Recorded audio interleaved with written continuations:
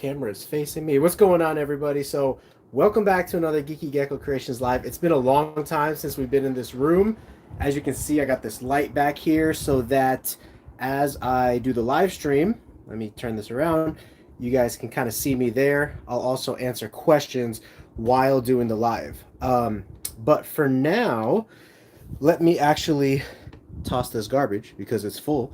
And while I'm waiting for people to come in, I will be right back. Let me see if I could share this. Create a post. No. Yeah, let's share it to Facebook. We've had a lot of requests for us being back in the gecko room. And so, I don't know.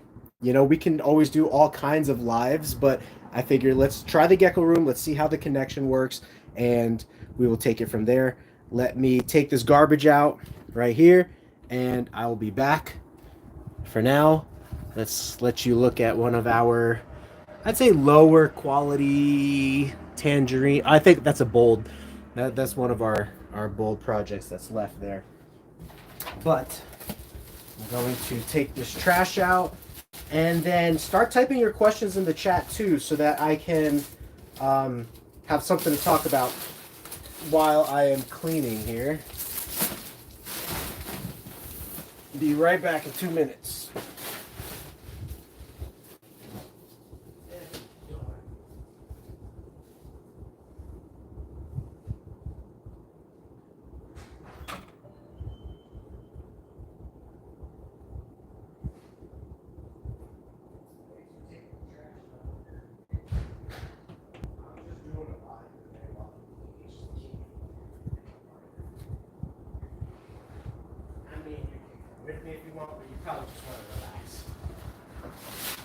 Yeah, that's okay. Just relax.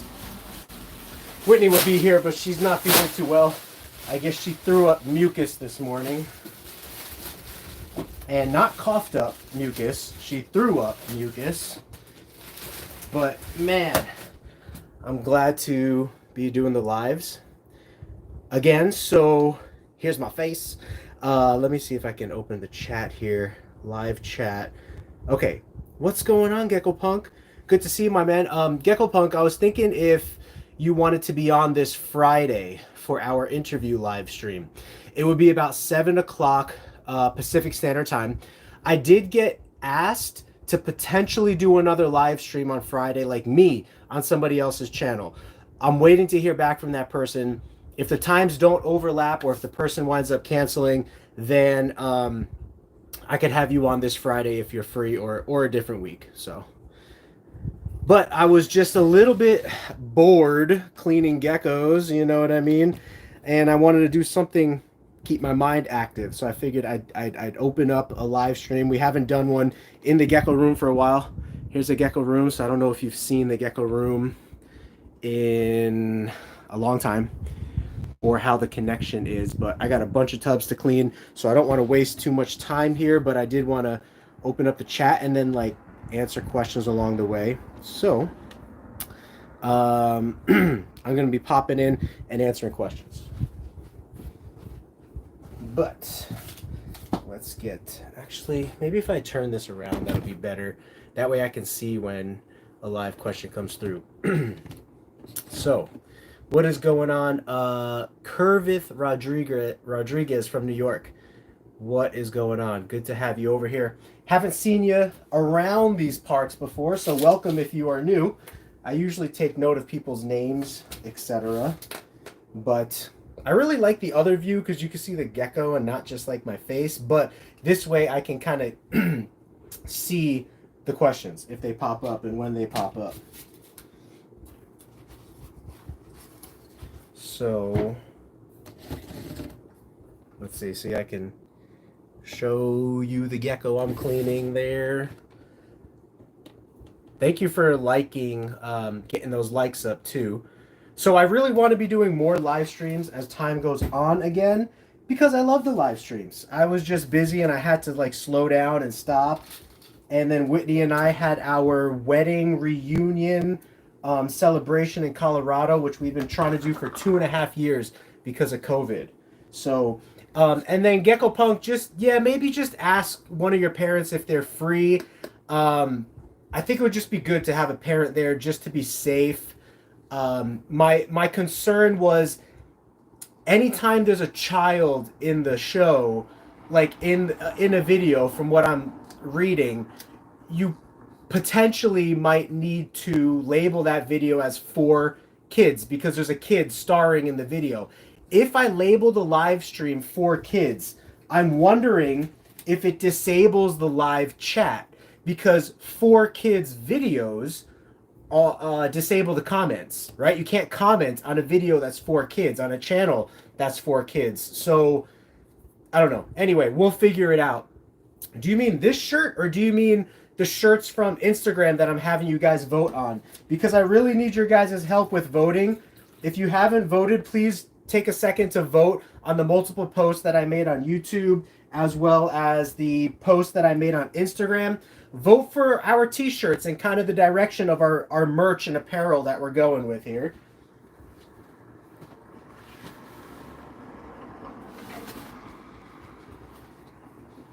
Beautiful little radar.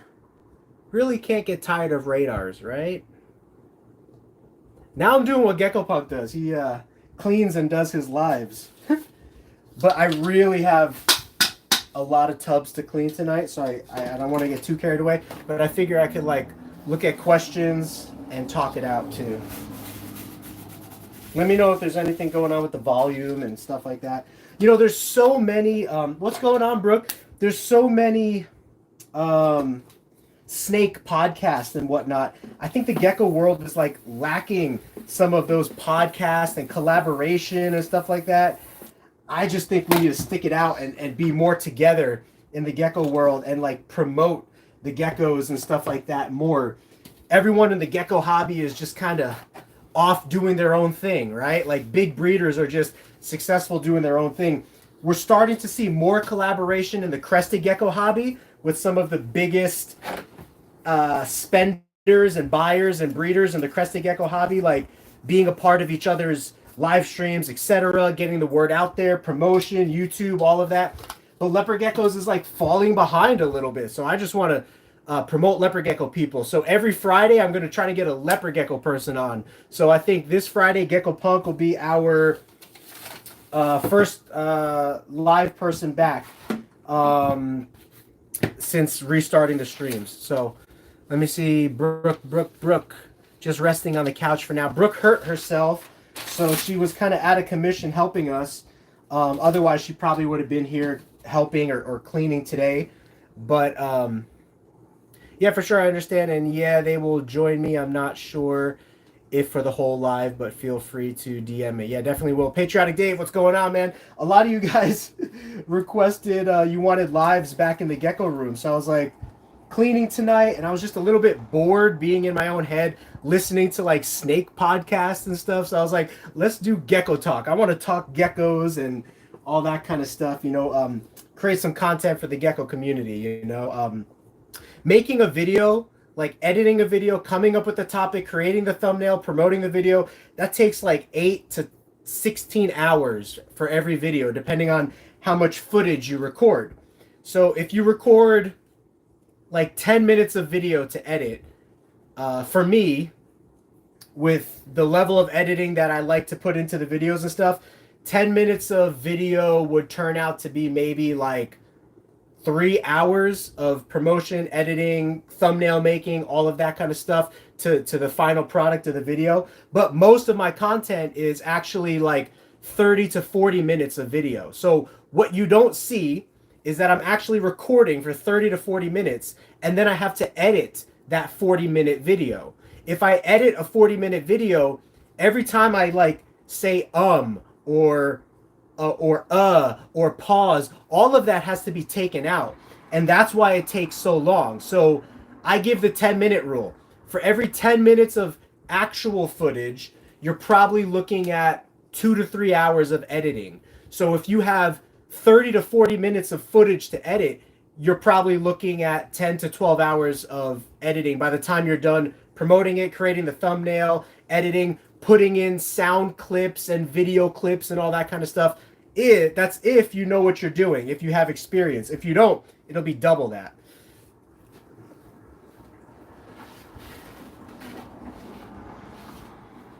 Oh, you guys got me distracted. I almost sent this gal away with no food. um, so the good thing about lives, no editing. It just goes up live. You know what I mean? Are we a little blurry or am I tired? You might be blurry because the Wi-Fi connection in this room is not as strong as when I'm on my PC. Now, do me a favor. I'm going to flip the camera here and let me see if this winds up being better here. What inspired the recent merch drops? I love merch. I just wanted to I've been waiting to buy new merch. I just been waiting for the right time. And now we have a show coming up, and so I want to have merch for that show. It's a great way to spread your brand and awareness of your company. So I love merch. I just been so busy and tied up with other things. I haven't had the time to like focus on merch and the money, you know. You kind of have to pre-buy all of that stuff, and you're looking at probably $500 to $600 minimum when you're buying merch to buy it at a level where you can make your money back. You know what I mean?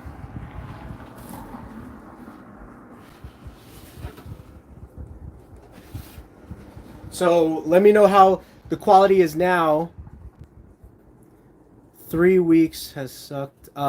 If the quality is not better here, if it's still blurry, I'm just going to switch back to my face mode because otherwise I have to keep checking on this to see what a topic is. But drop some topics that you want me to talk about, and I could just leave it on this mode here and just talk about those topics.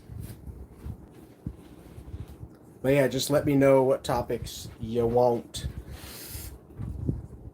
Let me know if you can see my face right here too. Rodriguez, he's been doing a lot of live streamings. So check out his channel if you want just a channel to talk about reptiles. I was just saying, Rodriguez, how there's so many like snake specific podcast and live stream channels. You know, for me personally, I want more gecko specific live streams and videos and content. But Rodriguez, he does a ton of stuff like venomous, tarantulas, scorpions, tegus. So if you guys want, and he does a lot of live streams. I see that he goes live at like 3 o'clock in the morning, like every night. I see him right before I'm going to sleep. But check out his channel if you just, you know, want another channel to just talk about reptiles. You know what I mean? Is the little pear tail, little peach tail right there.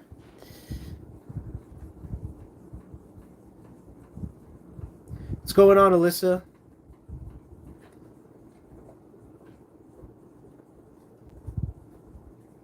Wait, Brooke, how would you hop on and read the comments to me? Yes, I understand. I decided where to wear my shirt. Jacob, what's going on, man? Long time no see. Good to have the Gecko people back in the house. Gecko Peoples Unite. By the way, guys, I just started a Discord. I did not realize how cool a Discord is. It's basically a way for the Gecko family. Can you see my face? I'm like looking down. I want to make sure that... a Discord is basically a way for the Gecko family to stay in constant communication with each other, buy from each other, sell to each other, get morph IDs, have cool conversations, get in touch with people. So I really like the idea of a Discord. I just started one.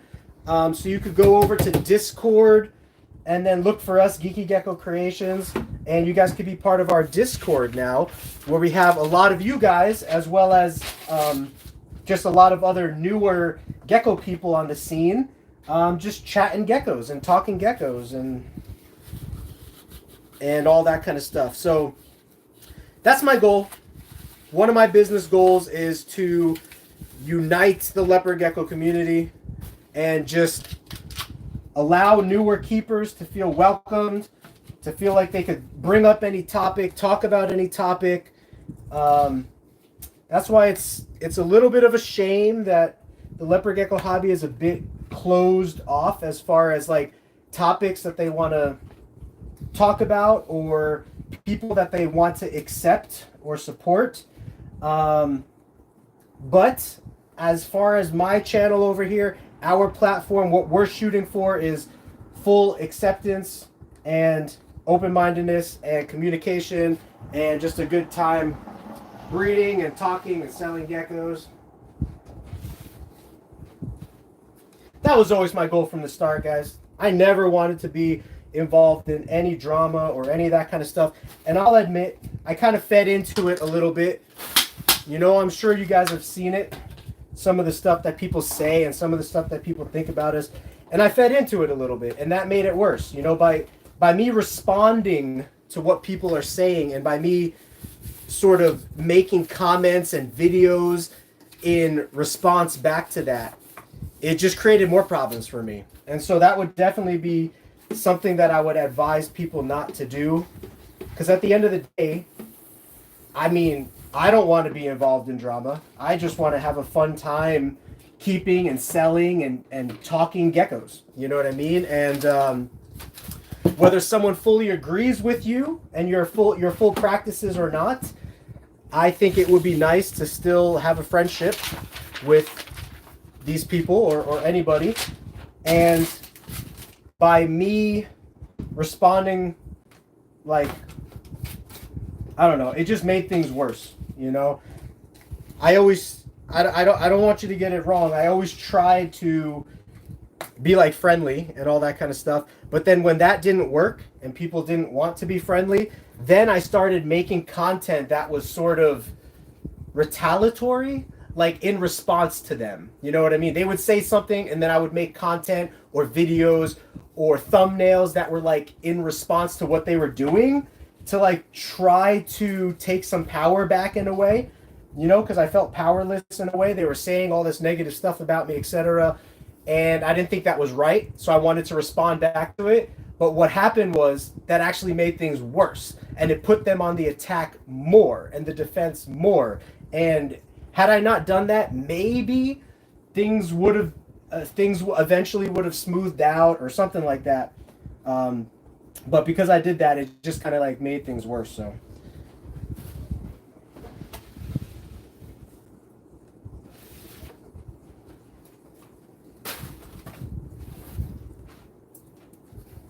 This is a really cool and interesting gecko that we produced. You can see how dark it is here.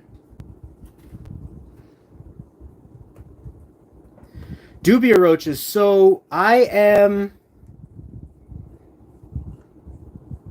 far as Dubia roaches are concerned, I am not necessarily looking to expand the Dubia roach. Look, this is a girl, but it has a mustache. I am not necessarily looking to expand. Thanks for joining, Brooke. Appreciate that. I'm not necessarily looking to expand the Dubia roach operation because I would rather breed geckos. Does that make sense? Dubia roaches take a certain amount of time, money, and resources, just like anything else does. And although it was good in the beginning for me, because I had no gecko money, when I was holding everything back and not selling any geckos, I had no gecko money. But now that I'm selling geckos and all that kind of stuff, I have money to support the business expenses. That's all I ever wanted to do while I grow was support the expenses. I've never taken a paycheck for the last 2 years or year and a half that I've been doing this full time. I've never taken any money.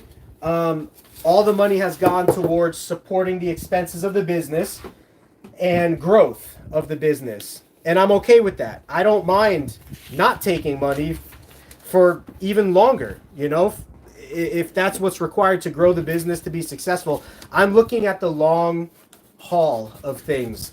You know, 5 years from now, I'm looking at, can I have an operation that's big enough to self-sustain itself and make pay its employees, make a salary for the owner, which would be myself, so that I can contribute to my family household, you know what I mean?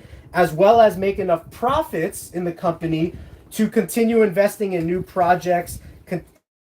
Sure, you know, we aren't going to be in my house forever. I do want to move out of the house and into a big facility, and preferably even a facility that's visitable, that you guys can come to, you know what I mean?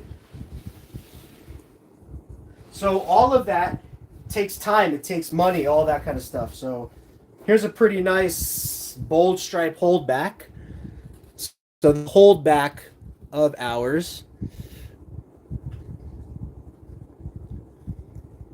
Frank, have you ran into any fertility issues with the black knight females? So black knight females do have fertility issues. In my experience, they probably produce about half the amount of babies as a normal female. So if a normal female is going to produce, let's just say a normal female produces 12 babies on average per year, then you expect a pure black knight that is not outcrossed. You could expect that gecko, since it's inbred, to have 5 to 6 babies, which black knight babies go for a lot of money, so you're still going to make more money off of that pure girl than you would off of a normal girl, unless the normal girl was like a clown or another really expensive animal. But that's why everyone's outcrossing the black knights now, and basically that's it. Problem solved, problem fixed. As soon as you outcross the black knights, for the most part, they're going to return to a normal gecko. Now, the genes are so condensed in the black knight line that you still might have, like, I don't know, small geckos or issues from time to time. But I could tell you, if you saw my last black knight video, you saw all the crosses, right? All of those crosses, for the most part, there was a couple that were smaller, but most of those crosses were like 50, 60, 70 gram females. That's a normal size female at that point. So the black knight females that have the fertility issues, they're mainly the pure ones that are around like 40 to 50 grams. You know what I mean? So you just want to keep an eye out for that. But it's still a really good idea to buy a full black knight female, because you can make more full black knight females, and then you could create your own outcrosses and diversify your own projects, because you have that really, really strong bloodline. If you buy outcrosses, the bloodlines are going to be a little bit weaker, and it's going to take longer for you to get those really, really black animals. But as you saw in the video that I just made of our black knights, the crosses from the year before, when bred back to our pure black knight male, some of those produced pure black babies. And so that's possible.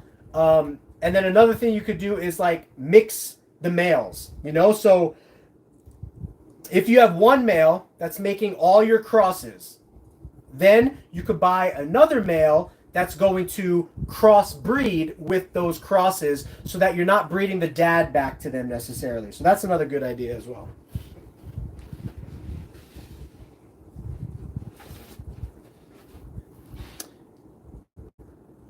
Do you have any blue-gray geckos? Yes, maybe a little bit.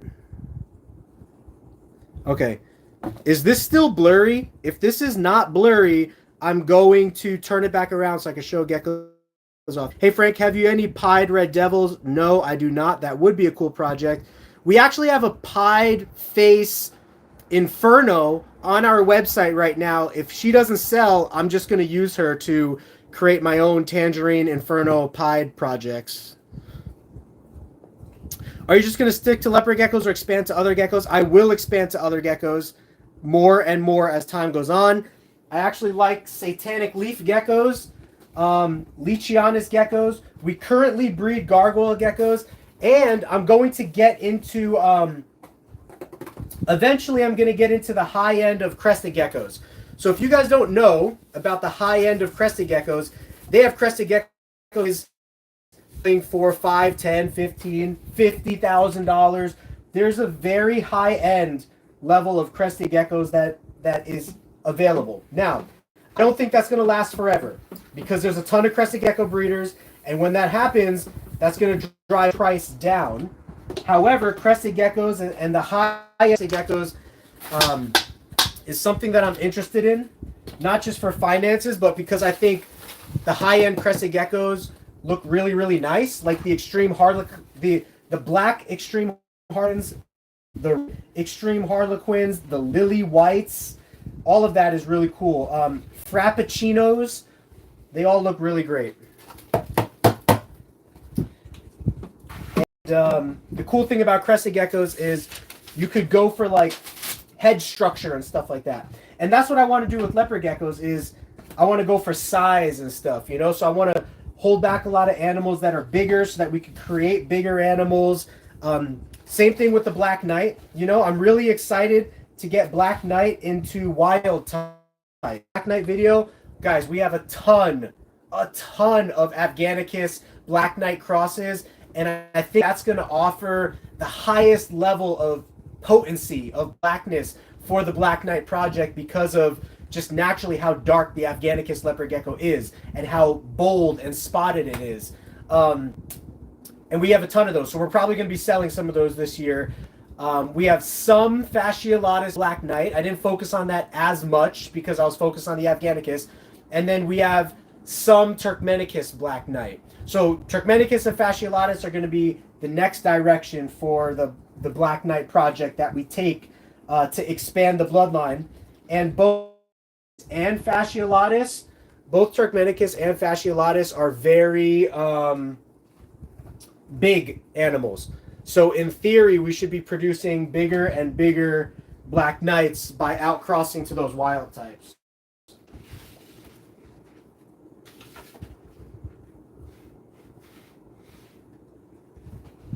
All right, let me know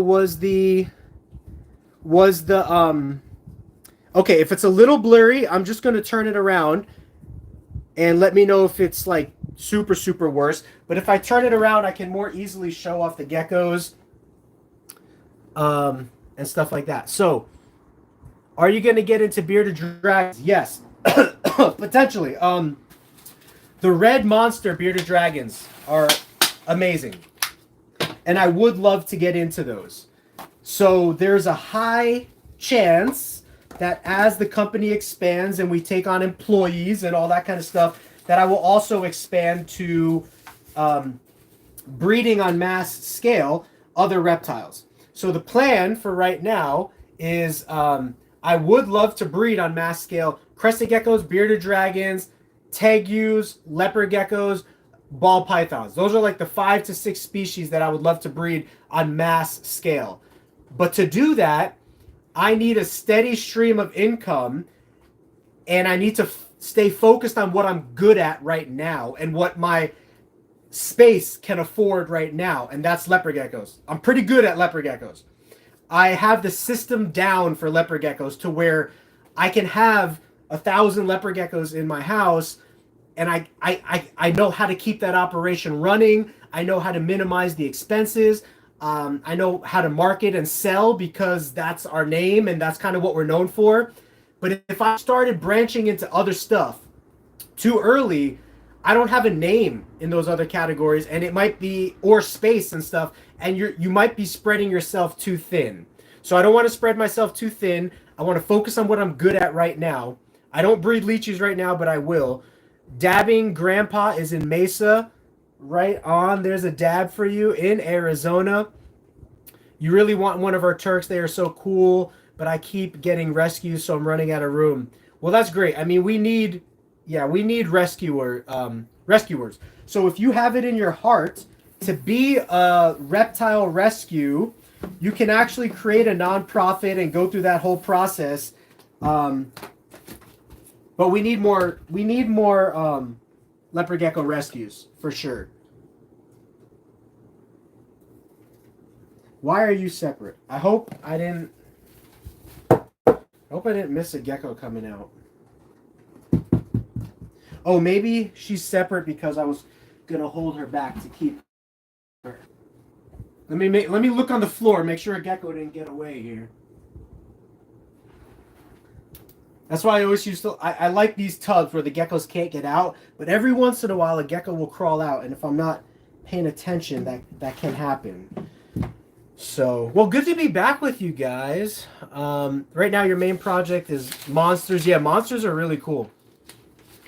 And that's okay. If I never get into working with other species, I'm more than happy to promote the people that are in those species, like yourself, because my biggest leopard geckos. I just don't see how that will ever change. Like, I just love leopard geckos. Um, so no matter what else I do in the future, I feel like this is always going to be my biggest passion. I could be wrong, but I would love to, just if it was possible. I don't know where I was going with that. I love leopard geckos. We'll leave it at that. How many black and grays do you have? Oh, man. Well, we've actually been hatching a ton of black knights this year. Black Knight project is concerned is doing very, very well for us. And I think in the next couple of years, we're really going to start we're really going to start to be known for that and have a name for ourselves as far as the Black Knight is concerned. Because when I bought into leopard geckos as a business, I spent the most amount of money on Black Knights. I did not spend the most amount of money on tangerines. I spent a decent amount of money on tangerines, and then I made all of my own tangerines, and I dumped all the money into Black Knight at that time. And then as the company pays for itself, I can invest in other lines and projects of tangerine. But we have so many nice tangerines now that our tangerines are like right on par with some of the best stuff out there. However, you don't want to condense those genetics too much, because by breeding and rebreeding to the same genetic pool, you eventually cause issues. So it is good to look into other projects and outcross, etc.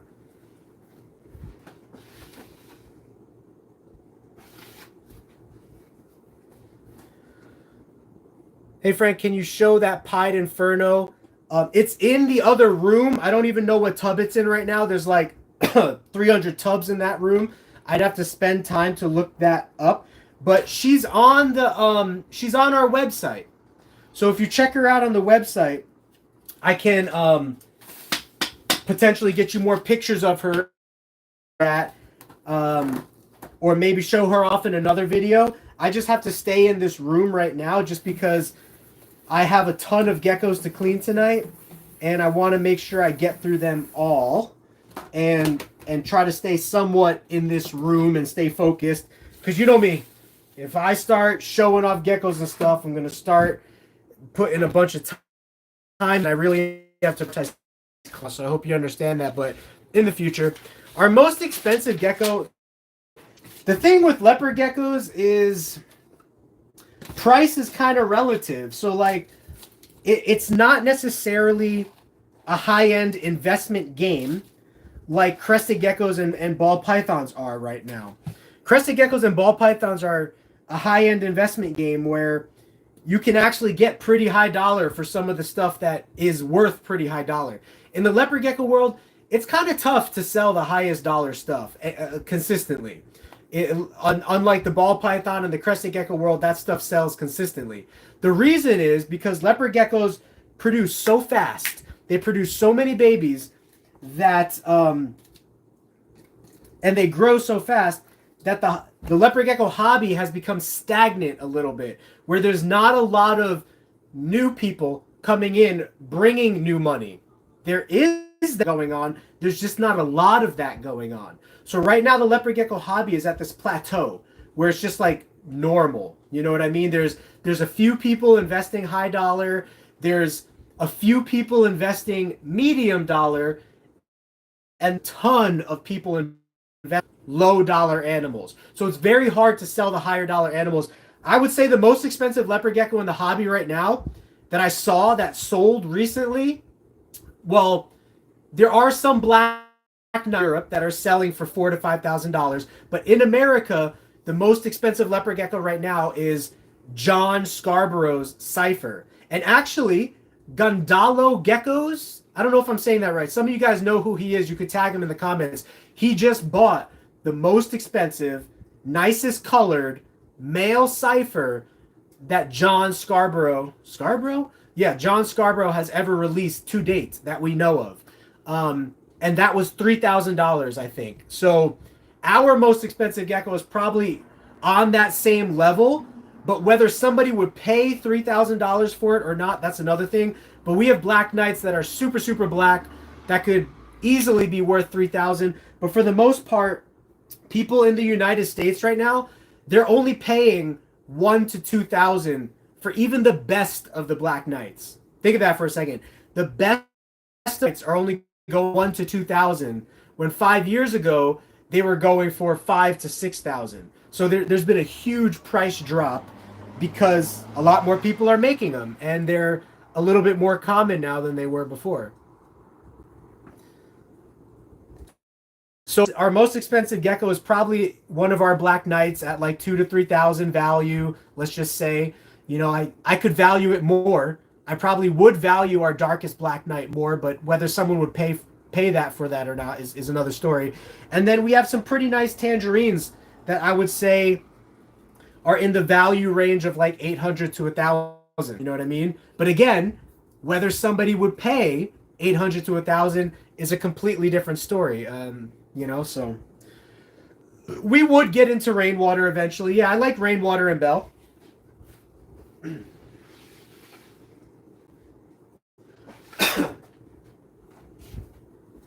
I like rainwater and bell. The reason I want to expand outside of yet is because our whole operation is centered around Tremper. Everything I have in my operation is Tremper, so I could breed everything to itself. If I start mixing bells and stuff in there, then I can only breed bells with bells and rainwaters with rainwaters for the most part. So for now, I'm happy to just focus on Tremper because Tremper's been around the longest. So oftentimes, you'll also see like the most colorful stuff is Tremper as well.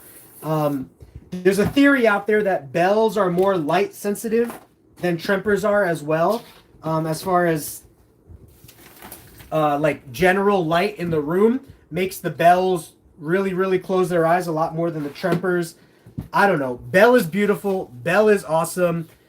But right now I'm just focusing on Tremper. However, rainwater is really cool and bell is really cool because they are more rare. Like, you're not going to see those as much. And so they do carry a higher price tag and value. If you find someone who is interested in starting a bell project, they're probably going to pay more for a nice bell than they would for a nice Tremper, because Tremper is everywhere. We're in Arizona, Alyssa. I'm going to grab some more worms and I'll be right back.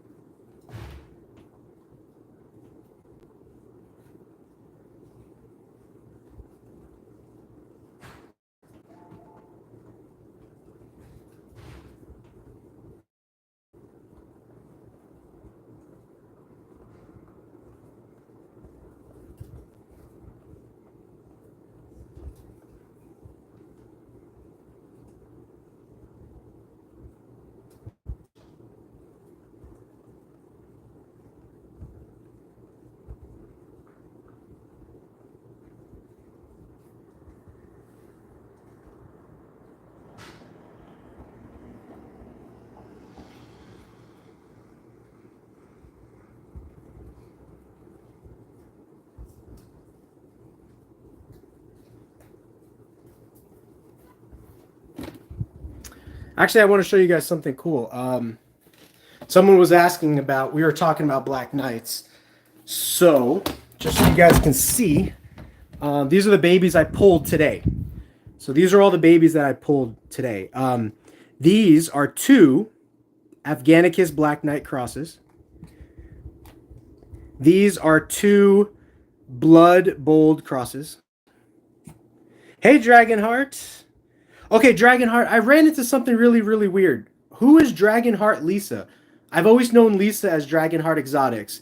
That's you, right? I ran into somebody else on our new Discord that is also Dragonheart. I think it's a husband-wife couple, but yeah. Okay, so you're not Lisa then. Okay, I don't know. My brain is so messed up. These are pure Black Knight babies. Now, when pure Black Knight babies are born, I can almost say that they're almost never fully black. The black comes in over time.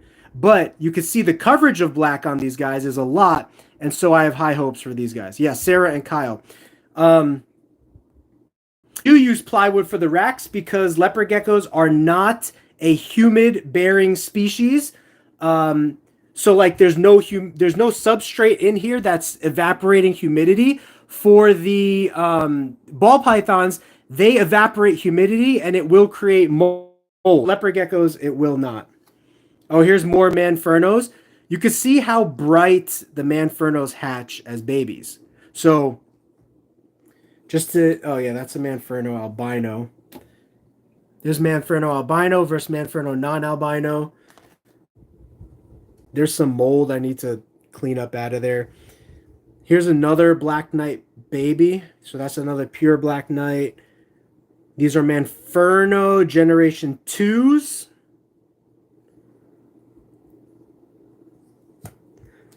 Look at this little baby. The color is not really shining through so good, but it is pretty nice. Dumb question. Aren't you afraid of the toxicity from plywood? I've never heard of toxicity from plywood, but I've never had problems with this. I've never had problems with plywood, and neither has a ton of other breeders that work with plywood. So you might have a legitimate concern or cause there. I've never heard of it, and I've never experienced it. And I've been working with plywood for, oh, look, this one's hatching right out the end. I've been working with plywood for like 5 years or 3 to 4 years. Yeah.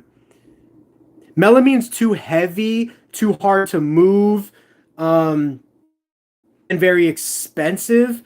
I really, really like plywood. I've never had an issue with it.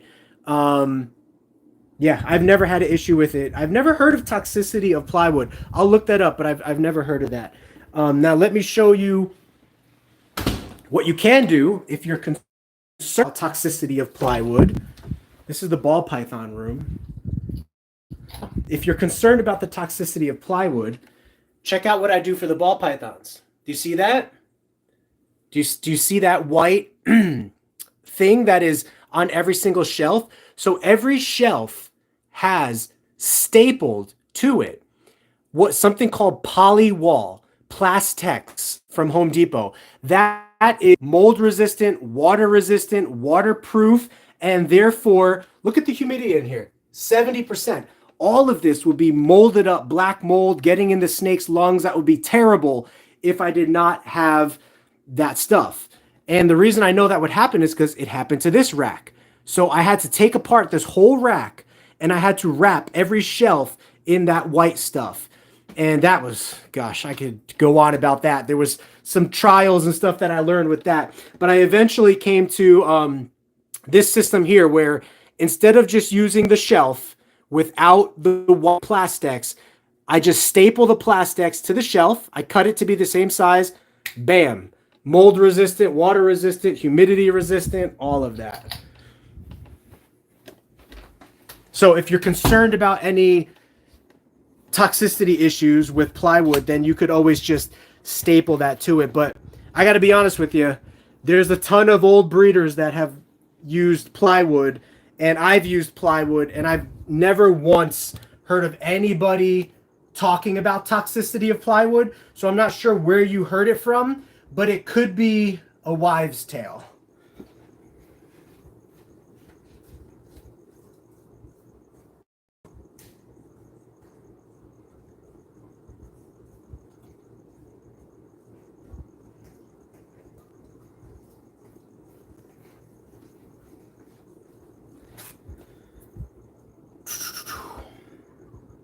The tubs can go directly on top of the heat tape. What you might want to do, if you're sliding tubs over the heat tape, put a layer of Scotch tape over the heat tape, 1 to 2 layers. It will still allow the heat to get through, but it will protect the heat tape from too much rubbing. And then also make sure the shelf is not super, super tight so that it's not pressing down super hard on it. That will all save your heat tape and time and potentially help you prevent a fire, you know? One of these days, I would love to own a solid black gecko. We're going to make that happen. That's why we're producing so many, is so that we can control our own price point and sell them to people for what we want to sell them for, and not necessarily rely upon like the market current value. I'm all about quality geckos for a quality price, which is why I've held back so many, you know. Um, I knew what it took to be a business, I think. At least I thought in my mind. And I'm on that track. Like, I'm committed to that track. That's why I had so many. There's a lot of people that, you know, don't like the fact that I held back so many geckos and I'm producing so many geckos. But at the end of the day, somebody's got to produce them. If I'm not producing them, somebody's going to produce them.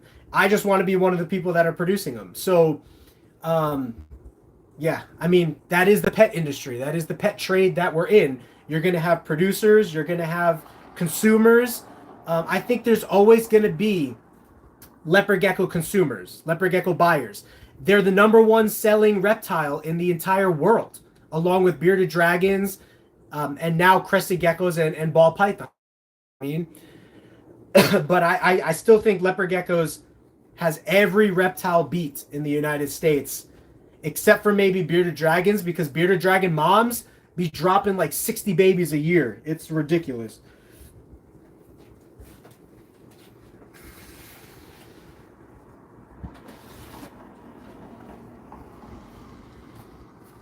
Here's a nice little emerine bold. You can't see the greens, but the greens are here. And so when we breed this to like a mandarin tangerine, we're going to create some nice like clown looking stuff, clown white and yellow stuff.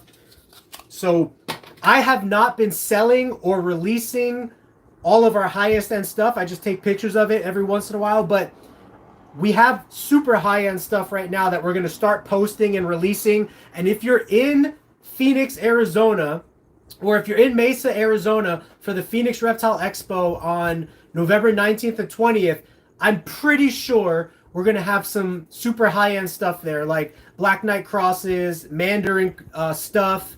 And if I don't, then by the next show, you know what I mean?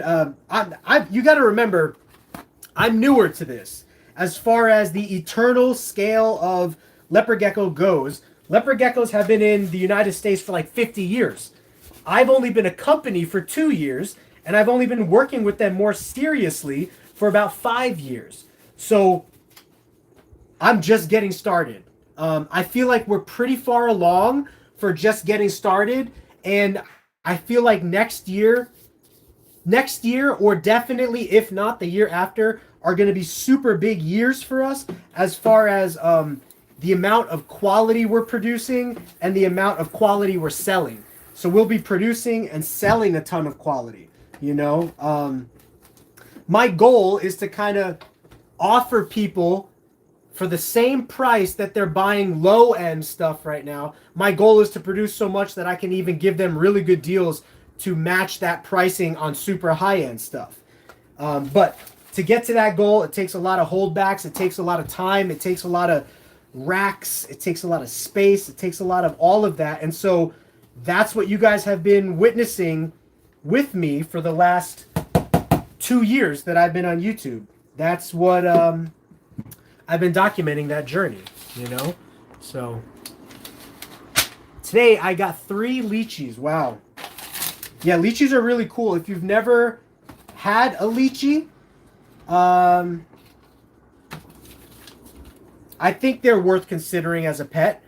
You know what I mean? They're a little bit tougher on the breeding side of things, but if you're just looking for a pet, I don't know how it would be hard to it would be hard to beat a lychee. They're really, really cool. You know what I mean? Of course, leopard gecko still has the #1 spot in my heart. So I'd love to chat with you about leopard geckos. I'm just getting started in breeding. Yeah, I'm always here to talk breeding strategy with people and be honest with you. I'll be completely honest with you about certain stigmas and attitudes and things that exist in the hobby so that you can make the best decision for yourself. That's one of the things that I've always tried to like pride our channel on. What's going on, Rob? Pride our channel on is honesty. And I've kind of gotten shot down for it a lot of times. You know, there's a lot of people that don't like the fact that I'm willing to educate about controversial morphs or experiment with controversial morphs or teach about controversial morphs. By the way, spoiler alert, all of you guys who voted Remember when I asked you guys to vote for a letter and a number? Well,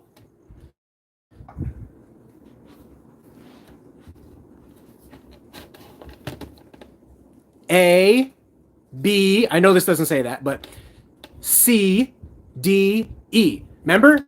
I choose a letter and a number. We got an escapee over here. Convict on the loose. Convict on the loose. So this is our lemon frost holdback rack. It's where we are studying the lemon frost long term to see what's going on with them. You know, there's a lot of people that are wondering what's going on with the lemon frost. I want it to be completely random. The numbers and letters that I gave you are all going to correspond to a certain tub. So if you say like D6, this is D, 1, 2, 3, 4, 5, 6. All of these geckos are going to be like a year old or more. And I can pull the gecko out for the video and I can show you what the gecko looks like. This is actually not a lemon frost. It was probably just in the lemon frost project. And some of the lemon frosts are actually really low expression to where it's hard to tell if they are a lemon frost or not.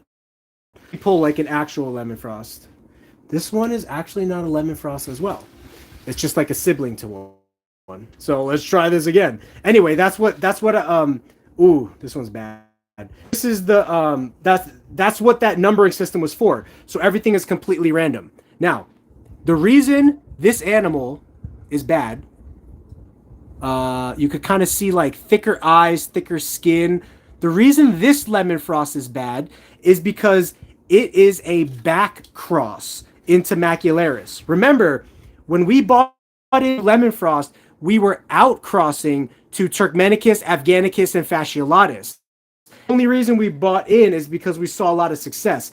That is the one gecko that we made a back cross to, meaning that it is, well, there might be a couple of them. There's a couple of geckos that are back issues. So here's a Turkmenicus. I think this guy is, look at the interesting darkness of this guy. This is a lemon frost. You can see the eyes. This is a Turkmenicus lemon frost. For some reason, he's a little bit smaller of a male. He never really grew size-wise. But in the video, I will inspect the gecko, and we will look for tumor spots and all that kinds of stuff. But you can see, this gecko does not have thick eyes. It does not have thick skin like the Macularis does. So Turkmenicus and Fasciolatus, for some reason, they don't make thick-skinned lemon frost geckos. It's really, really interesting. Here's I think this is a Fasciolatus one. Let's see if we could tickle her out. And then I'll save the rest for the video. But that's what your guys' votes contributed to. So here's another Fasciolatus lemon frost girl here. And you can see she does not have the thick eyelids. She does not have thick skin. And so all of those like horrendous pictures that you see people sharing with the lemon frost mainly takes place in the Macularis lemon frosts. I've never seen a bad expression lemon frost in Turkmenicus or Fasciolatus. And this last year we just experimented with Afghanicus. But leave no doubt, I'm not any more Turkmenicuses. I'm not breeding any more Fasciolatuses. And I'm not breeding any more Afghanicuses. I now have a pool of animals that's large enough to study, to make some conclusions in before I go further along in any other breeding projects that I might want to do. The whole point of the project was education. You know what I mean? There's no benefit to me breeding lemon frost for profit because I can't sell them. I can't sell them on MorphMarket. A lot of people judge you for breeding them, and then they won't buy anything from you. So there's no benefit to breeding lemon frost except for me. It's to study and document what happens in the wild type outcrosses that are not showing severe or any severe. I shouldn't say any. I'll say they're not showing as severe issues as the Macularis ones. And then also working with universities to see if those studies can be it's not producing as many tumors as the macularis bloodline, that study can be beneficial towards the study for human cancer as well. You know, I will see you, Elisa. It's good to have you here.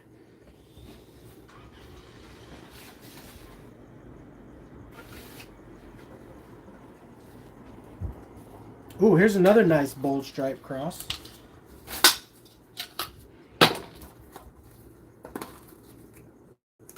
Ooh, this one's really nice, guys. Really, really nice. Is it a male? Yes, it's a male. Guys, it's a male. Oh my gosh. Look at this thing. Look at this thing shining. Super shiny. I don't think I sing good enough to where they're going to copyright me. Sparkling on the crab on the floor. What's that song? He's shiny. I love. See, taking this male and breeding him to and high orange intensity females is going to create some really, really nice clown-like animals, because of all that black, and that high yellow will turn into like green and purple and stuff on the clowns. So that's why I think the Bold project is so crucial to the clown project. If you look back at, there's a lot of poo in here. I'm just going to toss it. Some geckos like to poo in their humid hive. If you look back at the original clown project, Bold and Bold Stripe had a huge part in the making of the original clown, because of that blackness that you need to infuse into clown to get those purples and to get those greens, you know? Because that's what creates purple and green on a gecko, is black. So for all you guys who are trying to have projects and that kind of stuff, if you want more green in your animal, and if you want more purple in your animal, then you want more black, because black turns into purple and then turns into green. That's the transition of color for leopard geckos.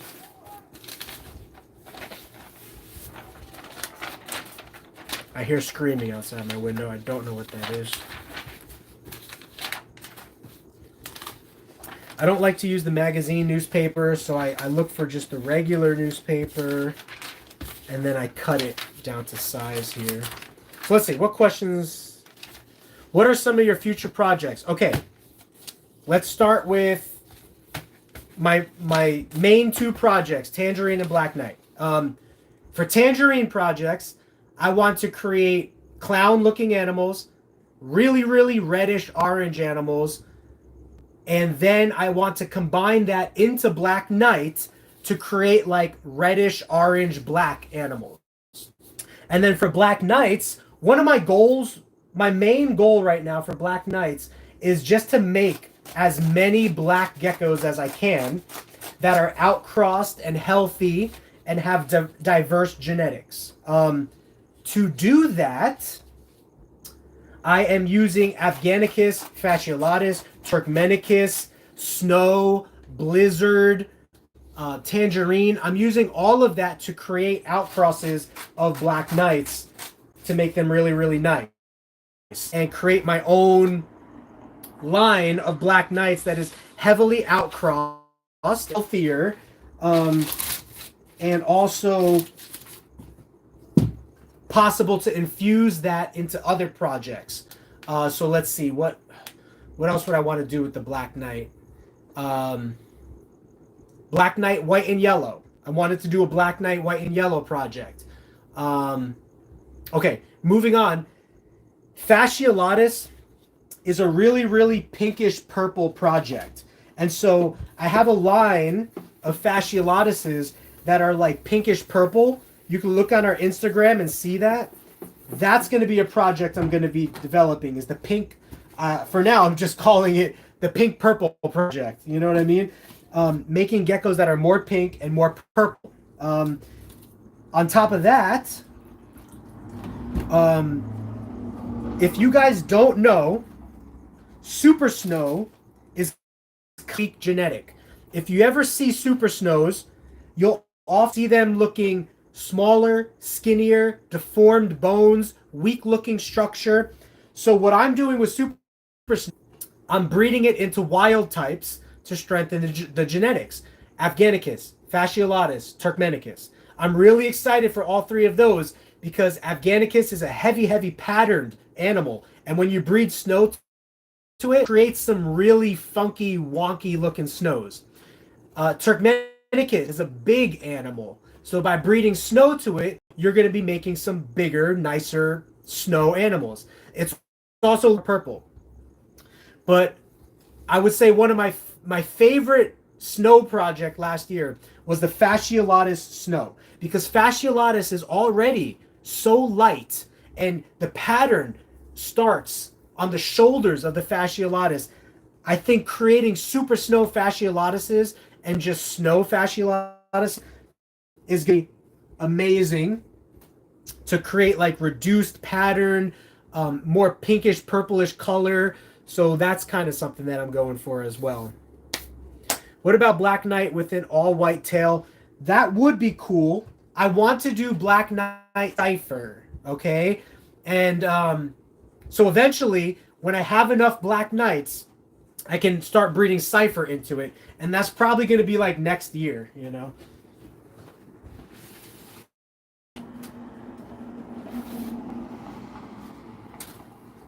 Anyway, keep an eye out for these projects because I'll be releasing geckos along these lines, and then probably downsizing breeders as well to like make room for all of these new project breeders that I'm talking about.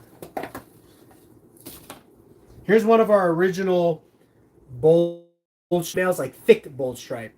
We have a thinner bold stripe that's like a cleaner bold stripe, but she's thick mama. She's thick mama stripe.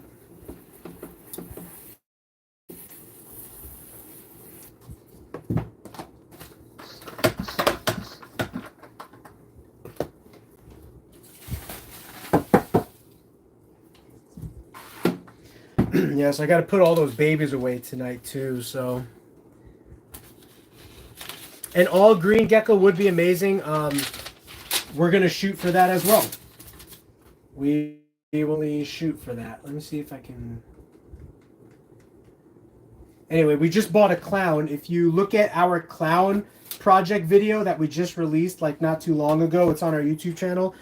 We bought a clown male that has a lot of like that green coverage. That's typically what you look for in a clown, especially for a boy of his age. To have that level of saturation and color is really nice. So yeah, clown and emerine projects will definitely be the way to go with that. We also have a lot of emerine in our tangerine projects. So this girl's not ovulating yet.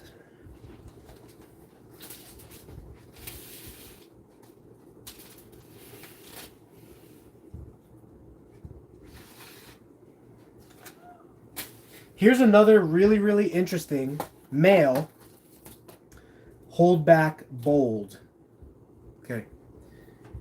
Check out, this was a bold stripe. Check out how much bold this animal, and like the funky pattern. It's really funky pattern on this animal. That's a male. That's what you want your males to look like, because then you could create some really cool and interesting projects. Because you could take one outstanding male and you could breed him to as many females as you have, which for us is a lot. We have a lot of females. And you can then just create a plethora of really cool animals to choose from. See? I get excited about leopard geckos. Like, this is... That's where it's at for me. I would just love to continue to expand the leopard gecko operation so that we can create more and more diversity, lines, coloration, projects. Oh, actually, I have this funny thought. You know the MAGA saying, "Make America Great Again"?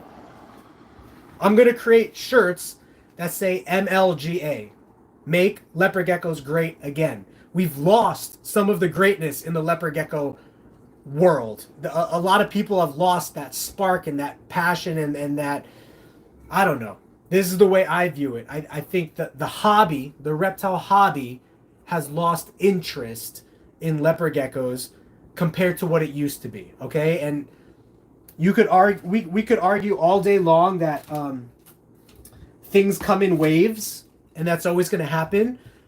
But ball pythons never lost interest. Crested geckos are on the rise, and they're not losing any interest. So I want to bring leopard geckos into that same realm to make people excited to work with leopard geckos, because I just don't think anybody has really kept the marketing of things going for leopard geckos.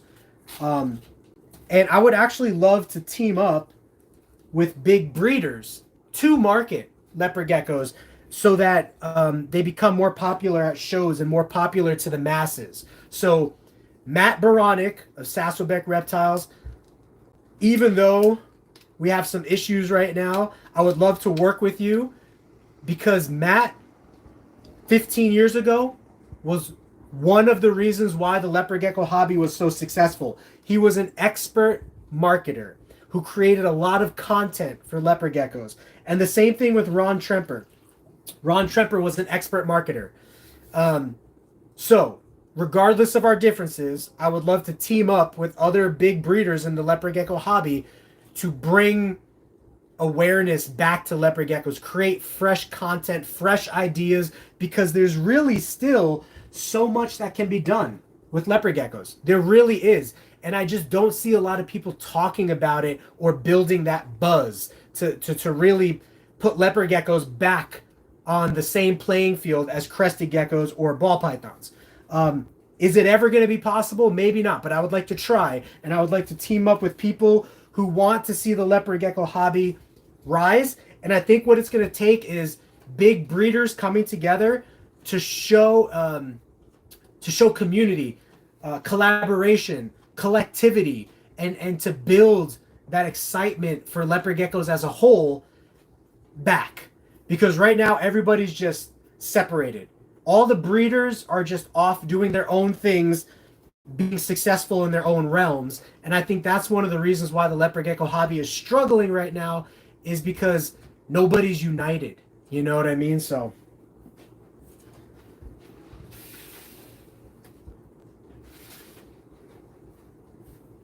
theories of Frank. Another rant of theories with Frank. Here's a white and yellow bold stripe with cleaner lines. I think this is a male too. I might wind up selling him, but he had like some spider web patterns branching down those lines off his back. So that's why I kept him. They're kind of blending into his pattern right now, but where you see those drips, they were all like spider webs, like going down his side. So I kept, because I think he'd be great to breed into a project.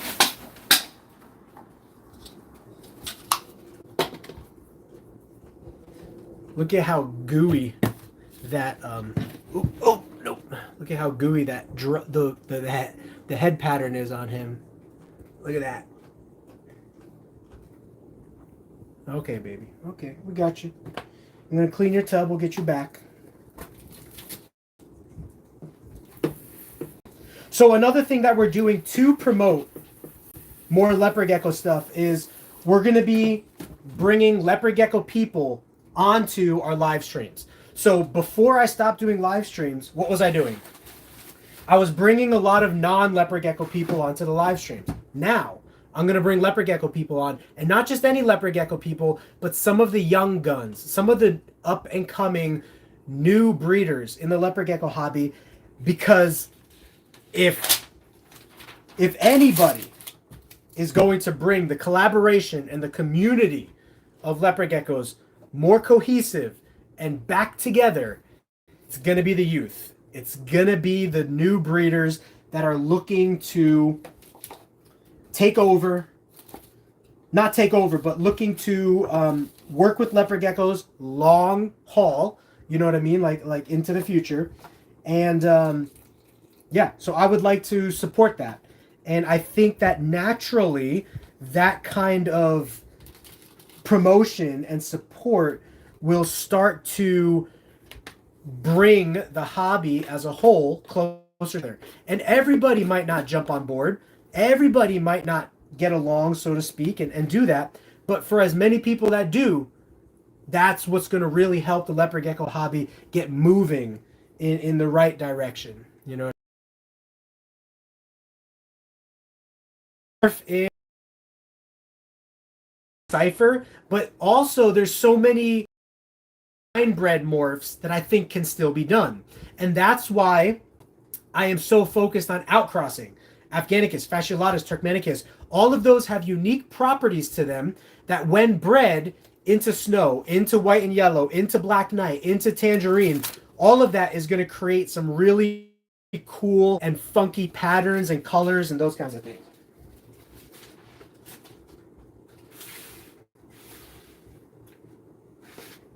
So if you're looking to mix some wild blood into your genetics, we have a ton of really affordable wild geckos on our website right now. Check it out. It's a brand new website, geekygecko.com. It's so easy to navigate. You can pay with credit card or PayPal or whatever you want. But there's a lot of really great geckos on there for great prices. Take advantage of them now before we start hitting shows, because I would love to start traveling more and doing more show circuits. However, from this point forward, Lord willing, nothing goes wrong, we're always going to have a hand, because now, finally, at the end of 2022, the business is at a point where we are producing enough animals to consistently have inventory and animals for people to choose from. And the level of quality is going to continue to increase and increase and increase. But the geckos that we have on our website right now, they're still great quality for the price. Their price is low, but the quality is high. So I would take advantage of that now if you want. And if you're looking to start a breeding project, we do offer groups for a discount. So if you want to buy like a group of 5 females or something like that, that are like breeder ready, almost breeder ready, talk to me. I'm here to make something work with you, you know. This is another white and yellow bold stripe. This is our pinstripe project. So you could see those 2 thin lines. And this is a white and yellow gecko as well. This actually might be, yeah. This could be pinstripe or the thick stripe. A lot of times those dots that down low, it started off as thick stripes and then it got thinner. It started branching down the sides of the animal over long, you know, as the animal grew.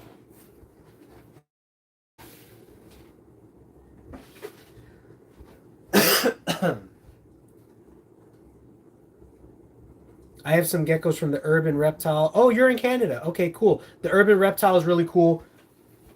What the urban reptile is to Canada is what I would like to be to the United States, but with more social media, because the urban reptile does not do a lot of social media, but he has some of the best geckos in the world. He imports and exports to many places in the world, and he has a giant facility. Giant.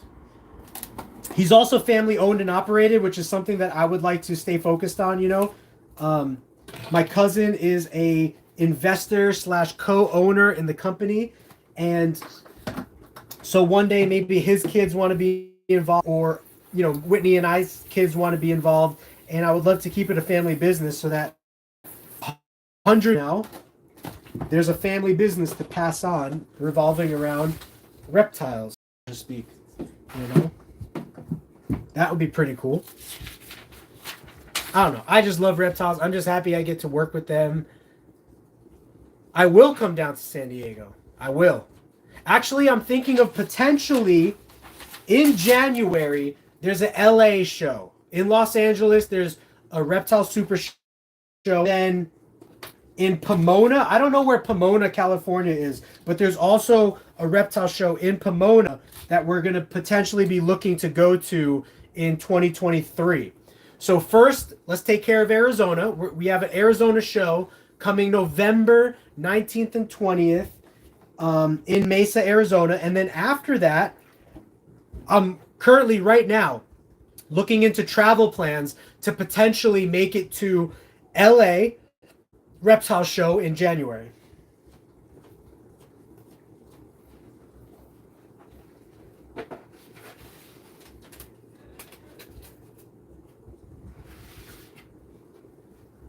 I don't know if San Diego has shows. I would imagine they do, but I'll look into that as well. I'm starting with regular Trempers. Yeah, Tremper's perfect because they're popular. 19 babies is great. How many hatched babies would you expect on average from your first year girls?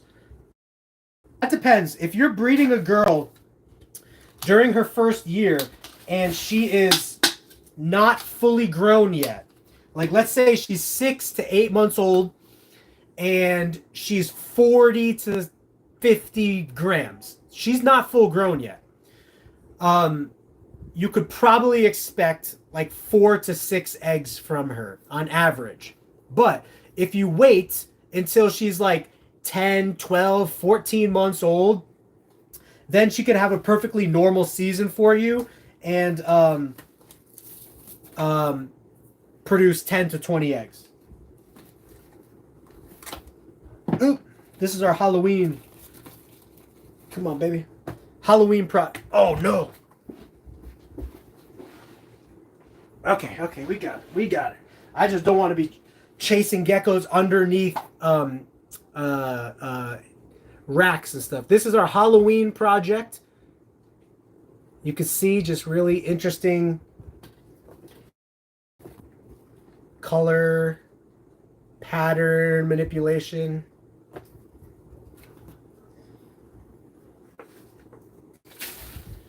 And then I would also like to, but I would like to travel to Texas, New Mexico, Las Vegas. So, family business with Brooke. I didn't forget about you, Brooke. Brooke's been hurt, so we haven't seen her in a little minute, but I'm sure she will be back. But yeah, you know, Brooke's been an awesome part of growing with our company right now as well. It's been super nice to have her. She's really interested in the animals, you know. We trust her. She's great with people, so we love having Brooke part of us as well.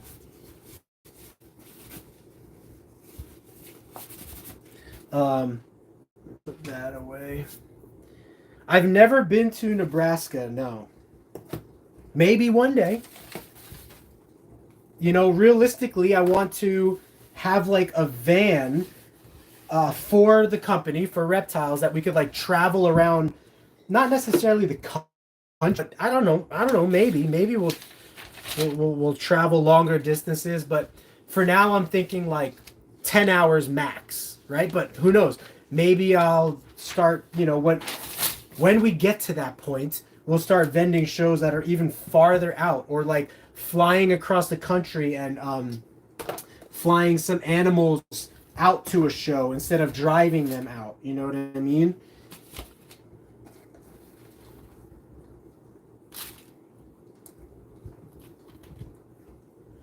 But it's good to be back on this live. A lot of people voted for Friday night lives.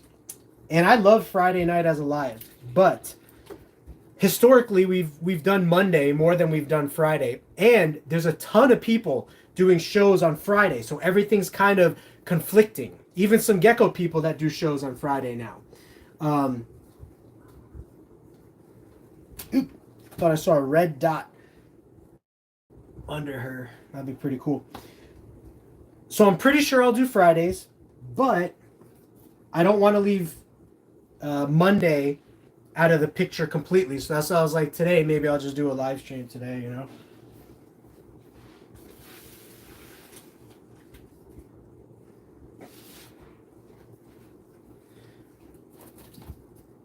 This one's pretty cool too, kind of like Halloween-y. We don't have any red stripe subadult gargoyle geckos. We just sold like 6 red stripe gargoyle babies, and that's all the babies we have right now. Well, we have more incubating eggs, but Yeah, gargoyle geckos is something that I would like to continue expanding and working on. So the person that bought those gargoyles from us, though, they got an amazing deal because I don't have the infrastructure right now to expand gargoyle to the level I want to. Everything is centered around like leopard geckos, you know. Our rooms are centered around leopard gecko temperatures, etc. All of that space. Um, but to continue collecting gargoyles, breeders, adults, and whatnot, and we have some nice breeders right now, and just making babies, selling them along the way, and eventually, I'll like do holdbacks and stuff. But for right now, pretty much, I'm selling every single gargoyle baby we produce because I don't have the time or the resources to expand our gargoyle operation. I want to convert all of that money into focusing on what we're best at. What we're best at is leopard gecko production, leopard gecko monetization, if you want to look at it that way. This whole setup revolves around efficiency for leopard geckos. And so I want to hammer at that point until we have enough profits to grow and expand into other directions. So you can always send me leopard gecko. Text me at 480-299-7657. Join our Discord. There's a place for you. There's a chat room on our Discord where you could drop your gecko photos and we will help ID it for you. Or find me on Facebook or Instagram.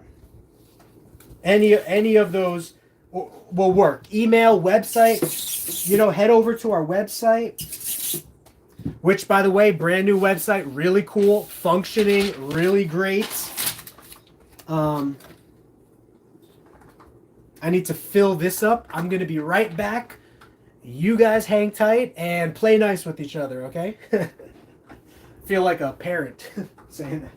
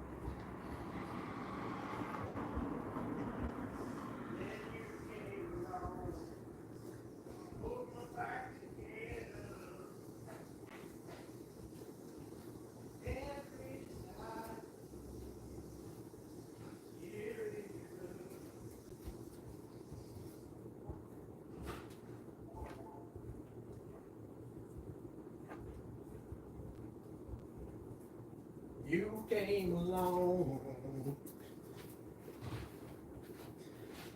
I love these 2-gallon sprayers. Ugh. They are big and they hold a lot, but they eventually run out. So let's see what I missed, what you guys been chatting about. We love the old school way of talking geckos while you work on them. That's great. Maybe Mondays, that's what I'll do. You know, I'll talk geckos and work on them, and Fridays could be like our guest day or something. We will see. We have no tegus. The tegus are still awake. So if you don't know about tegus, they go into hibernation, which is brumation, in the wintertime. And in Arizona, that typically means that they start falling asleep if you keep them, you know, outdoors. They start going to sleep around October to November. By the time November, they're pretty much all in brumation. And you can actually leave them outside until about January when the temperatures start dropping below 50 at night. Once the temperature starts dropping below 50 at night, that's when I pull them in, you know, into the garage, and they go in their chambers. But until then, every couple weeks, you'll see them coming out of their hole to like poo and pee and stuff like that. Want to fight? I'm new at breeding, have a carrot tail with a blizzard. What do you think? Just got a mandarin tangerine and a white and yellow tremper. Yeah, that's awesome. Blizzard was one of my favorite morphs when I first came in. Anyone heard of a black knight with red eyes? That would be super cool. Yeah, they call them lava black knights, but a lava black knight has to be albino, tangerine, eclipse, and black knight. And so you're not really going to get a black gecko at that point because it's albino. You're going to be getting like a purplish, tannish kind of gecko. So I don't think, at least now, I don't see any path that would allow us to create a red-eyed gecko that's black in its body. Because what causes the red eyes is albinism, which takes away black pigment. So I don't think that's possible. But you never know, right? I never like to leave the possibility of things off the table. You know what I mean? I just don't see how it would be possible.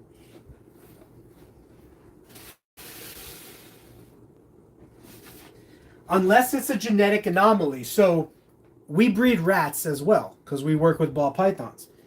In our rat breeding operation, we have something called red-eyed devils. Red-eyed devils are gray animals with red eyes. Normally, anytime you have red eyes in an animal, it's always albino. But red-eyed devils are not albino. They have solid red eyes, but they are not albino. They have gray fur. And I'm actually personally working on a project to see if I could get their fur to be black and they have red eyes. So I'm also working on mutations for, you know, rats as well. Once you breed leopard geckos for mutations, everything becomes a mutation game for you. You know what I mean?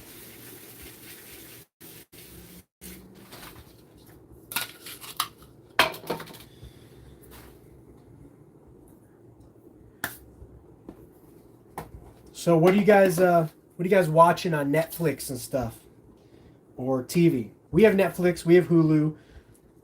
On Hulu, we are watching Bachelor in Paradise because we love our Bachelor in Paradise, Whitney and I. Not watching this with me, but I am personally watching the Jeffrey Dahmer series. Not the real one, but the made up one or whatever, you know what I mean? And then after I watch that, then I'm going to watch the real courtroom test and all that kind of stuff. The real, like, reporting on it.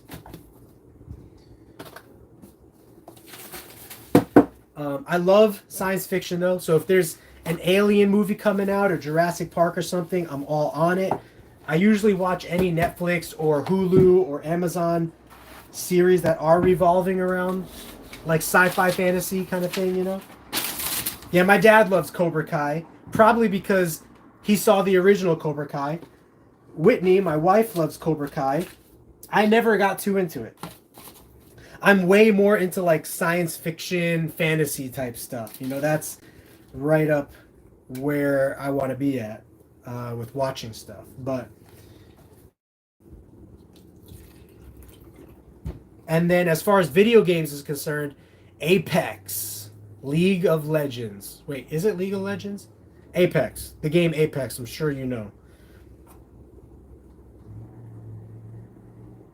Hyperzig bold reverse stripe, looking to buy one female albino or het of each line. Yeah, there you go. The 100, my wife and I watched every episode of the 100 until the last season when they took that long break. And when we came back to watch it, we were so out of touch with like where we left off and we could never get back into it. But yes, the 100 is amazing.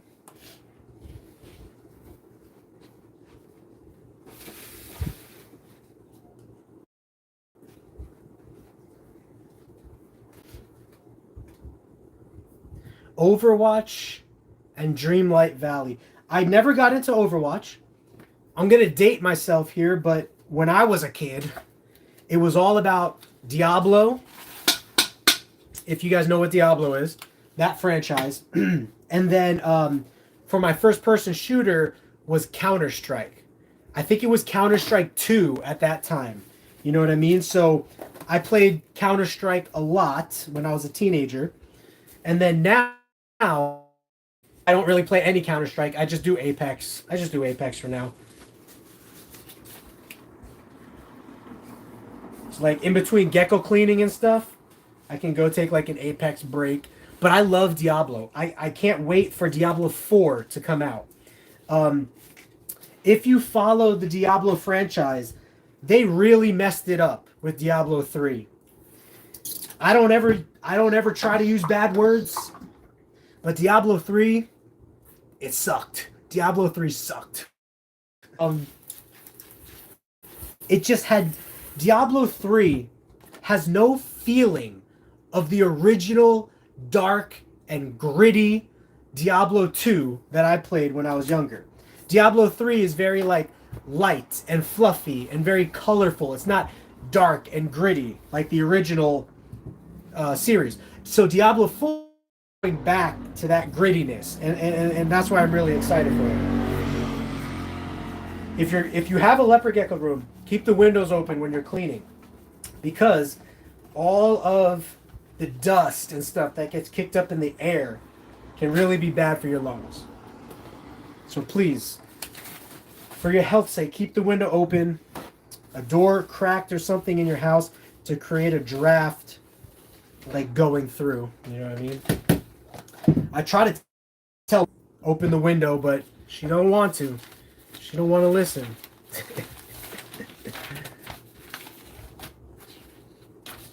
But I'm getting older. As you get older, you just want to take better. You don't want to. You need to take better care of yourself, because if you don't, there starts to be more immediate repercussions, right? I never used to have digestion issues. Maybe I'm over a little bit here. I used to be able to eat whatever I wanted and not ever have issues with digestion. That's just not the case anymore. I can't eat milk and not pay a price. I can't eat spicy food and not pay a price. I can't eat sugar for 3 days straight and not pay a price. You get what I'm saying? Consequences for everything now. So, you, Brooke, you don't open the window. I try to tell Brooke. You guys in the chat, tell Brooke. If you guys know who Brooke is, I know it's been a while since you've probably seen her, but she's our volunteer / employee aide over here, and she doesn't like to crack the window when she's cleaning. And I try to tell her it's good for your lungs to crack the window. You know what I mean? You don't want to be breathing all of that stuff into your lungs, but she knows better than me apparently, so I'm just kidding. I'm just giving her a hard time, but yeah. That's true. She does wear a mask. I was wearing a mask for the last couple weeks, but then this last week I stopped wearing a mask because it got so annoying. But I know I should probably wear a mask. I really should. There really are allergies that people develop when working around mealworms that could be permanent. And yeah, so there's my warning on that, you know. No ovulations.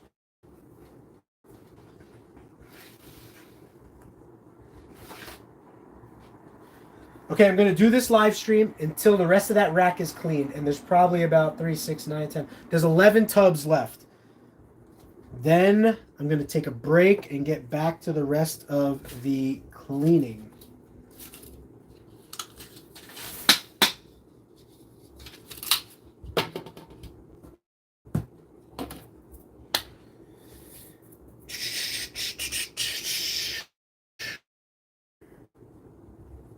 Next time I see you, I'm gonna fight you. Yeah. You don't want to hurt yourself again, so maybe you should just take it easy and not fight anybody. If you fight me, you might trip and fall and bust your other shin open. And then you'll be out of commission for another 3 weeks. So, just kidding. That's what happened. Brooke, she's a tough cookie, but she busted her leg open. And it was not good. I think she had to go to the hospital. It was that bad. And I don't know. I don't think you got stitches, right? But so my gamer tag for Apex, I believe, is Geckos. Geekcos.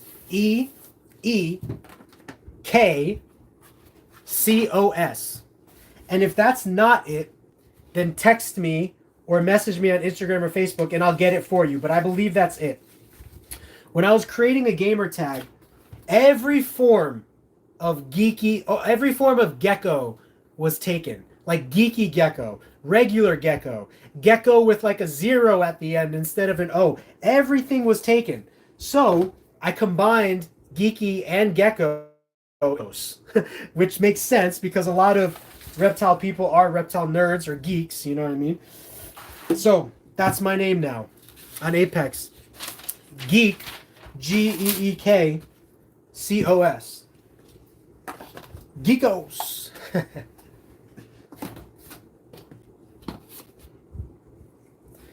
And then let me know your tag too, so if I see an invite or something, I know who it is that's inviting me. Because you know how sometimes like random people will invite you to play and you just want to, you don't want to play in a team, you know what I mean? But if I know who you are, I'll play with you, you know?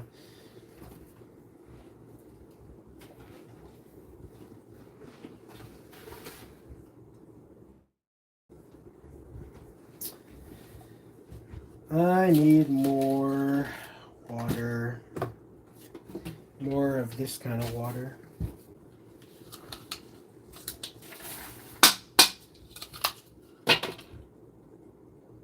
Brooke's pissed.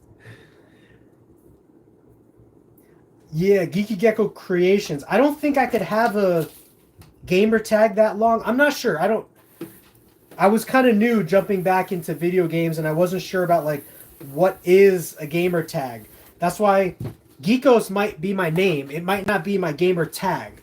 But like what I play as in the game is Geckos. So I don't know if that's the same as gamer tag. I don't know. If it's not, then I might have a different gamer tag. But yeah, I wanted to make my name Geeky Gecko Creations, but that was way too long. I don't think it allowed me to do that either. I don't know. But I also wanted to be incognito a little bit. You know, I didn't want to be just Geeky Gecko Creations on like every platform because I wanted to be like incognito a little. I don't know. It's good for business to label yourself this in the video games if you can, but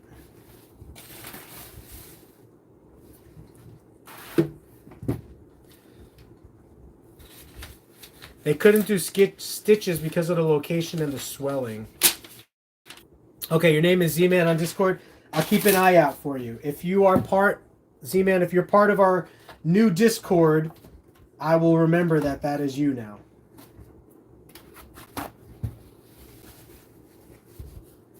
Yeah, I just started Discord. It's pretty cool.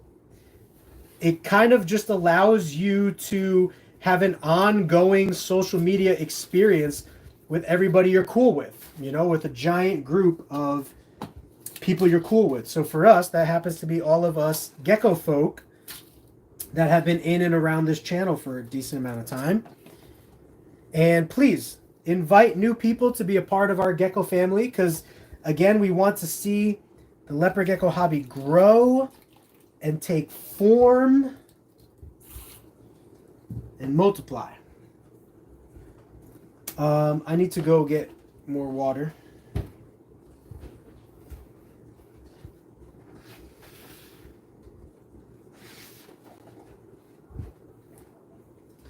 I'll be back.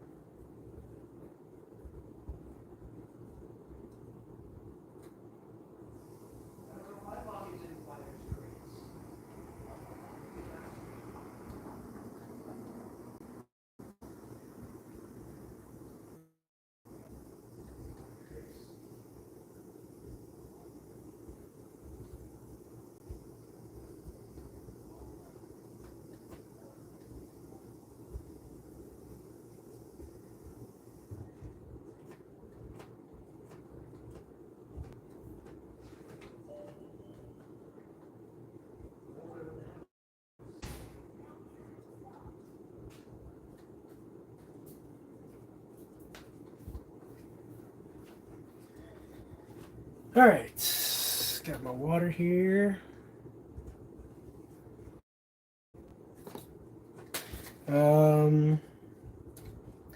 I need more wormies too. So come up with some questions and then I'll be back here in a minute.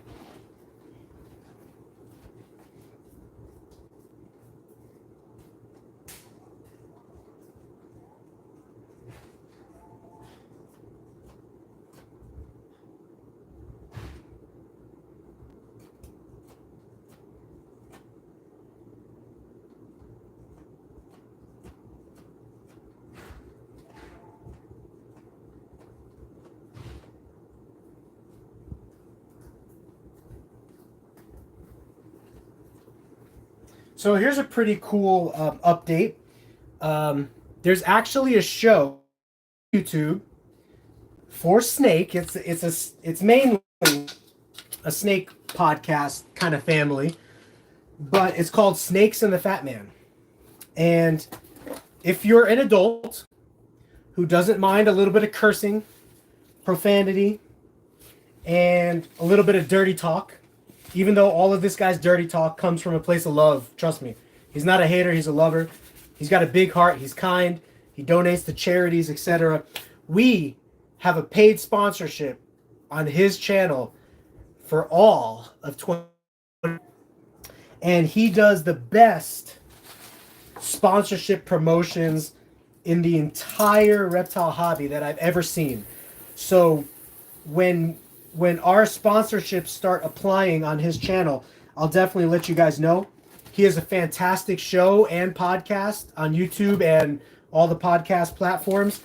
If you guys are just looking for some good old-fashioned reptile conversation and you're an adult or you're somebody who doesn't mind some dirty talk a little bit or profanity, etc.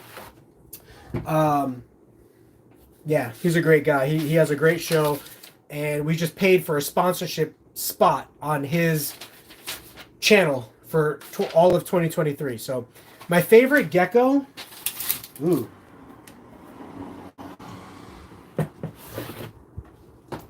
Well, this boy's right here. So he's in shed right now, but he's like a reddish orange color. This is our Mandarin male that bred to like 60 females last year. And then the Black Knight male is actually away. He's with some females. This is Skittles. His color has faded a lot, but the reason I named him Skittles is because when I first got him, he was every color of the rainbow. Purple, green, orange. And so he wound up producing a lot of our Inferno Tangerine Project animals, which are really, really nice. But I just made a video on some of our holdbacks on YouTube. So if you look a couple of videos ago, we did a Black Knight holdback video. We did a Tangerine holdback video. And on Instagram, I just released pictures of a couple of our nicer tangerines today. It's always hard capturing the color and the contrast of a tangerine, but I try to do a good job of it in natural lighting, etc. So check that out on Instagram. Let me know what you think. But yeah.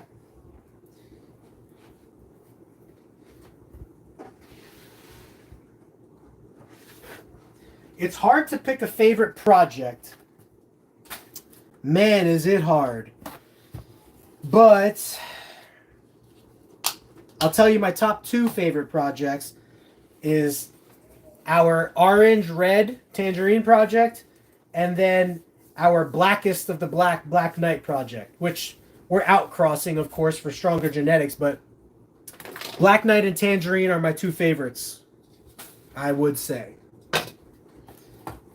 Now, you can mix so much stuff into Black Knight and tangerine, but just as a bare basics, Black Knight and tangerine are my favorites. Now, this gecko lost a hand in breeding. So we're going to feature her in a video to come soon of some of the dangers or things to be aware of when breeding or group breeding But unfortunately, she lost a hand. And she's perfectly fine, as you can see. But she's handless in one of her hands. We'll do a video on that. And you will learn more about that. I'm also thinking about doing more videos about me. Like where I came from, my history, my past, etc. I'll probably eventually get around to it and stuff like that, but we'll see. For now, I've just been so busy taking care of 1,000 animals and geckos and snakes and social media and sales and website and videos. All of that's just been so much. I love it, you know. So I mean, as I have time, I'm gonna make more videos and look to continue to grow the funness of our platform, our channel, all that kind of stuff. So Brooke has a question for the Discord. Can we have a chat just for sending gecko pictures? Yes, there is a chat for sending gecko pictures. It's called Show Gecko. As part of that chat, we can ID geckos for people, and you could show off your geckos as well. So if you look underneath all of our chat functions, that should be there. Let me know if that's what you think or if that's what you were asking about. How long do you keep your males with a female at a time? Well, we now group breed. So I'll drop a male into a big group of 4 females in a big tub, and he'll stay about 4 to 5 days. Then I'll remove him and put him in another group. The way we used to do it before was individual breeding. So I would slide out a female's tub, remove everything from her tub, put the male in, watch him breed for 10 to 15 minutes, and then remove the male. Obviously, you can't do that when you have 500 breeders, so that's why we experimented with groups. We really like group breeding, but since leopard geckos have stronger jaws and teeth compared to like crested geckos, there are some things that you want to watch out for when group breeding leopard geckos, and that's what we will make a video on as well. Yeah, you can tag that person, Brooke. Sometimes people don't know. Ask them. Be like, hey, there's a video chat there's a video and picture chat section for that. You know, some people just don't know. But yeah, I'd appreciate that if you just let them know. Are there any tricks to getting your females to ovulate? No, they're gonna ovulate whatever time of year they do it.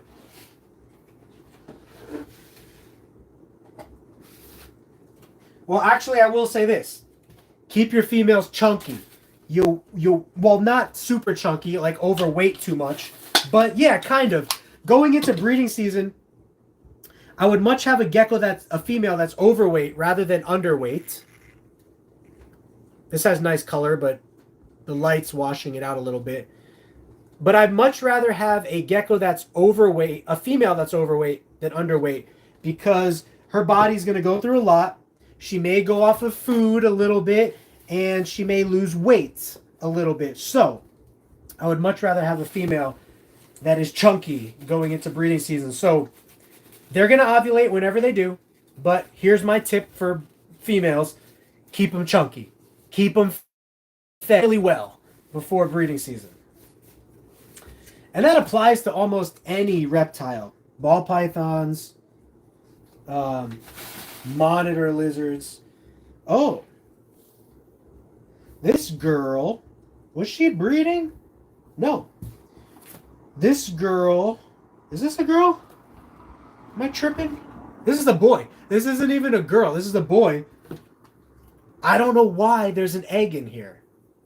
So, one of two things happened. Either this male is a hermaphrodite or whatever, which does happen, where like a male can lay eggs because it has like female parts as well. Or this human hide belonged to a male, and I took it and gave it to this male as this male was growing up. But in here, there's a baby gecko in here. It's dead. I can feel it. The egg is dead. I don't want to open it up. It smells. It's messy on your hands. I'm time constrained, but There was a baby in there, and the baby was dead. That's why I threw it away. I could tell the condition of the egg was completely brown and discolored, and here's the other egg, completely bad as well. So, this gecko has a bit off tail. Was she in a group before? This is not a she, though. This is a he. This is a definite he. Definite. So, either it's a hermaphrodite, a male that just laid eggs, or when that male got upgraded, yes, that's what happened. Because look, check this out. Off to the side over here, I have a bunch of human hides that are clean. These are, when we're downsizing and moving females into groups and stuff, I will take their tub, if it's clean, put it off to the side. And so that tub that you just saw, I probably, when that gecko that I was just showing you right now, when I pulled that from the holdback rack to put it into an adult tub, I probably grabbed one of those tubs from an old female, and it was probably that old female's eggs. Because this boy has very clear boy parts. Let's see if I could show you. It's very, very obvious boy parts. You want to look for the V. There's the V. You see the V? You see the dots? You don't necessarily want to look for the bulges. You want to look for the V first, then the bulges. The V is the most important part of sexing the gecko.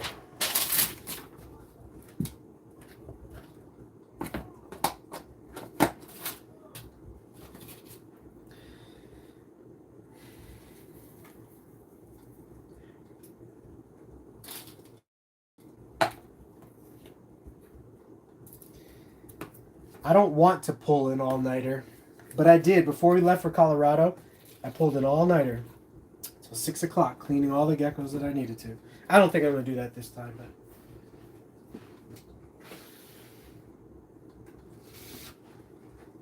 All right, guys, we got some nice black knights to show now. These are black knights that were in groups. They were breeding in groups, but maybe they lost a little bit of too much weight to stay in that group. So the reasons that I will remove a female from a group is if she's getting beat up, if she's beating people up. So no beating people up, Brooke. You'll get removed from the group. Just kidding.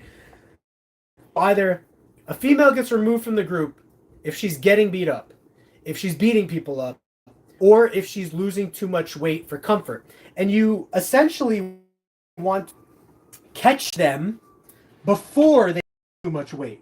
So a gecko at this size, skinniness, is not super concerning, but it is like 1 or 2 steps away from being super concerning as far as skinniness is concerned. So you want to catch them early like that and move them out into a rehabilitation tub, so to speak, where they could be by themselves, lay their eggs, do stuff that they want to do, and eat their food all in peace. Let's see, what did Brooke say? I only want to beat you up sometimes. So with the leopard gecko, okay, if you leave a male leopard gecko with a female overnight, there's a really good chance that the male will hurt the female because it's one-on-one. If you leave a male with a group of females, like 4 females, there's a really good chance that no females will get hurt by the male, because if a female tries to get away, the male has so many other females to distract himself with, that female can get away. But if she's in a tub by herself, she cannot get away, and he will bug her, and in worst cases, potentially kill her. So that's why I don't like males and females together overnight. But a male with a group of females is fine. But females during breeding season get a little territorial, and some are more aggressive than others against their own kind. It's the same as humans.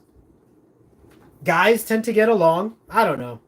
I don't think guys always tend to get along, but there's that whole stereotype, oh, guys are easygoing and girls are the drama queens, right? Well, in leopard geckos, that's definitely the case. However, if you put two males together, they'll fight to the death. I've never done it. I've just heard that they will fight to the death. And I will take that at face value. I don't need to experiment with that.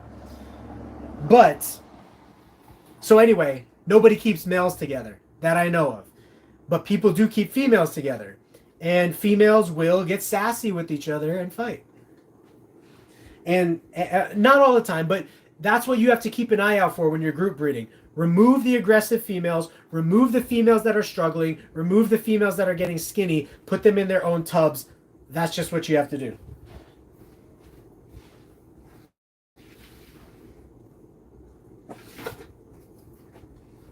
Now, the perks of group breeding. Cleaning is faster. Feeding is faster. Breeding is easier, less time consuming. And you could produce more babies overall with less physical work output. And if you are a full-scale business that is producing 2,000 to 3,000 babies a year, every ounce of efficiency is super important.